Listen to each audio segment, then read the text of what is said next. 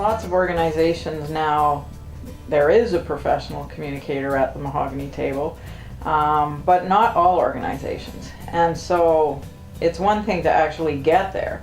It's another thing to stay there and effectively influence your peers and also be influenced by them.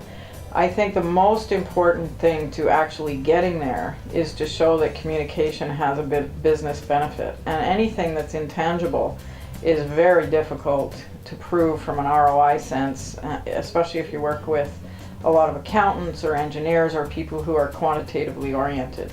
But there are ways to do it, and I think that some of the well-known reputation crises that have hit a number of companies and the power of social media is actually starting to uplift the reputation of professional communicators, so that people are starting to see that even if they don't really understand what we do, that it does have a business benefit. One of the biggest challenges facing leaders in communication roles is to actually convince their peers and CEO that a different model of communication is required, and that has implications for leadership, because if you're going to be much more transparent and engage employees in two-way dialogue and so on much more and actually embed it in how you do business, it's got implications for your whole business model and how you interact with employees as well as externally.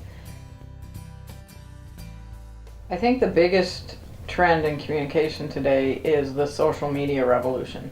It obviously has huge implications on the external side in terms of external communication, but it's also upending how communication happens within organizations. So lots of organizations are actually further ahead externally than they are internally in terms of getting that they can't just do one-way communication out to the media or to publics.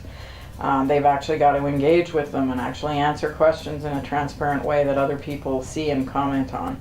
But employees also, especially younger ones, are used to that in their personal lives, and they want that ability to engage in much more two-way dialogue and peer dialogue online than organizations have traditionally engaged in. So that's sort of upending how traditional communication departments run. It's messing with executives' minds in terms of it's not so much top-down.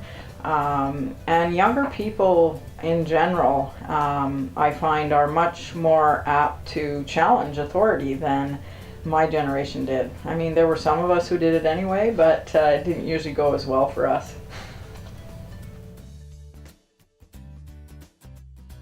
The model of having a prof lecture at you and then you take notes and then you spit it back in terms of an exam is the antithesis of what happens at Royal Roads. So at Royal Roads, I think what's so marvelous is, yes, there are profs who are teaching concepts, but they're doing it in a very engaging way. And there's lots of opportunity for group dialogue and for work on case studies or leadership challenges without the profs present. And that means that the students are, in essence, in a bit of a laboratory in terms of learning how to communicate with each other and influence each other and taking turns leading and applying all of the concepts they're learning.